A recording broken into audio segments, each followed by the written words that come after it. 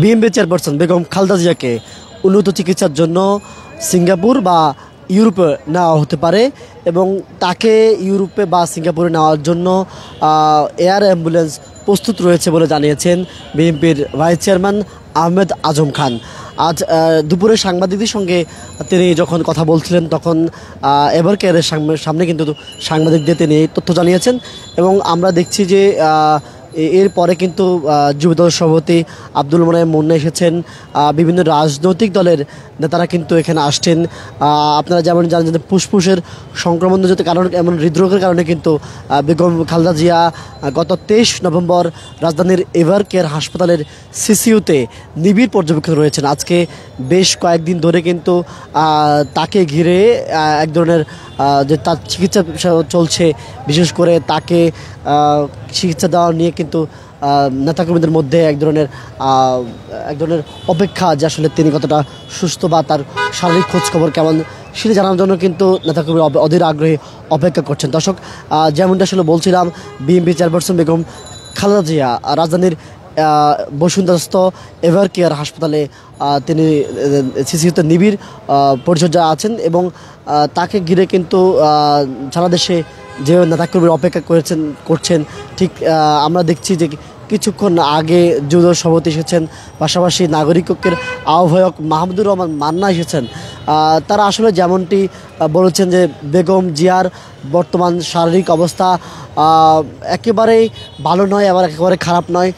শারীরিক অবস্থা এতটাই সন্তোষজনক নয় যে তাকে এই মুহূর্তে বিদেশ নেওয়া হতে পারে।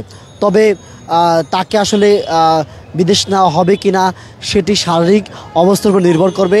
পাশাপাশি সাংবাদিকদের পক্ষ থেকে যখন প্রশ্ন করা হয়েছে তখন বলা হয়েছে যে তার শারীরিক অবস্থার উপর নির্ভর করবেই কেবল তাকে বিদেশ নেওয়া এবং আমরা দেখছি যে এই মুহূর্তে গণমাধ্যম কর্মীরা এখানে অপেক্ষা করছেন।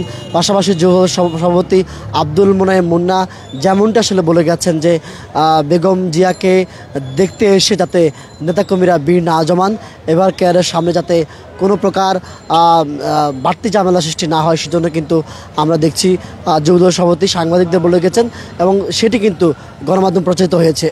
দর্শক, এভার কেয়ারের সামনে গতকাল থেকে কিন্তু পুলিশ সদস্যদের উপস্থিতি বাড়ানো হয়েছে। পাশাপাশি যারা বিএনপির শীর্ষস্থানীয় নেতাকর্মী রয়েছেন তারা এসছেন।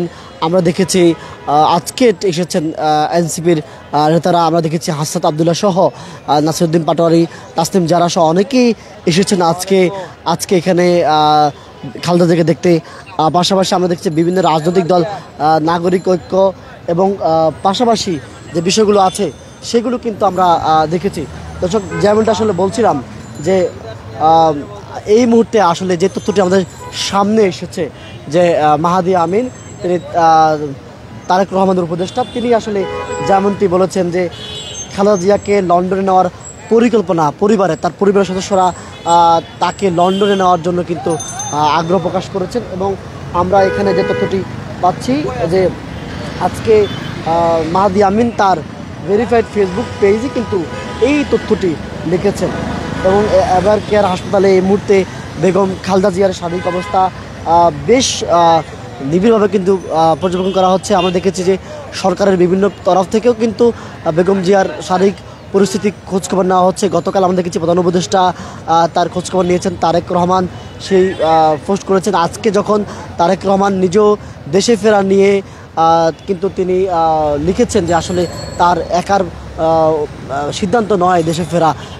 তার মায়ের প্রতি তার যে আকুতি, তাকে দেখা, তার পাশে থাকার সেই আকুতির কথা কিন্তু তারেক রহমান তার ফেসবুক পোস্টে আজ সকালে জানিয়েছেন। দর্শক, আমরা এখন যেমনটি আসলে বলছিলাম যে বেগম জিয়াকে বিদেশে নেওয়া হতে পারে, বিদেশের বিভিন্ন রাষ্ট্রে লন্ডনে নেওয়া হতে পারে, এমনকি ইউরোপের বিভিন্ন দেশে, পাশাপাশি সিঙ্গাপুরে নেওয়া হতে পারে, এমন কিন্তু তথ্য নানাভাবে কিন্তু পাওয়া হচ্ছে, বিভিন্ন বিশ্বস্ত সূত্র থেকে কিন্তু জানা যাচ্ছে। তবে এখনও সিদ্ধান্ত নেওয়া হয়নি, যেহেতু এখানে যারা চিকিৎসক রয়েছেন তারা আসলে বেগম জিয়ার শারীরিক অবস্থা কেমন তার উপর নির্ভর করে কিন্তু তার চিকিৎসা ব্যবস্থা, তাকে দেশে রাখা হবে নাকি তাকে বিদেশে নেওয়া হবে সে বিষয়ে সিদ্ধান্ত নেওয়া হবে।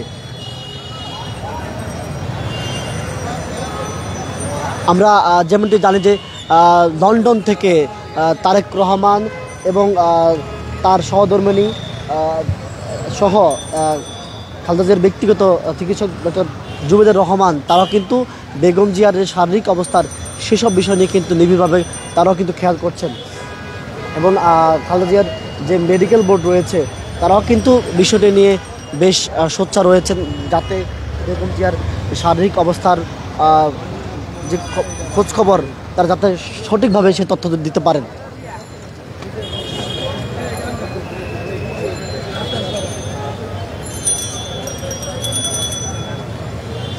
এদিকে দেশি বিদেশি যে চিকিৎসক প্যানেল রয়েছে তাদের সঙ্গে ডক্টর জুবাইদুর রহমান কিন্তু নানাভাবে চেষ্টা চালাচ্ছেন যাতে তার চিকিৎসার বিষয়টি যে বিষয়টি এই মুহূর্তে বলা হচ্ছে যে বেগম জিয়ার শারীরিক অবস্থার যে বিষয়টি সে যাতে নিবিড়ভাবে আসলে সেটি যাতে সম্পন্ন হয় সেজন্য কিন্তু জুবাইদুর রহমান কিন্তু বিভিন্নভাবেই তিনি খোঁজখবর রাখছেন।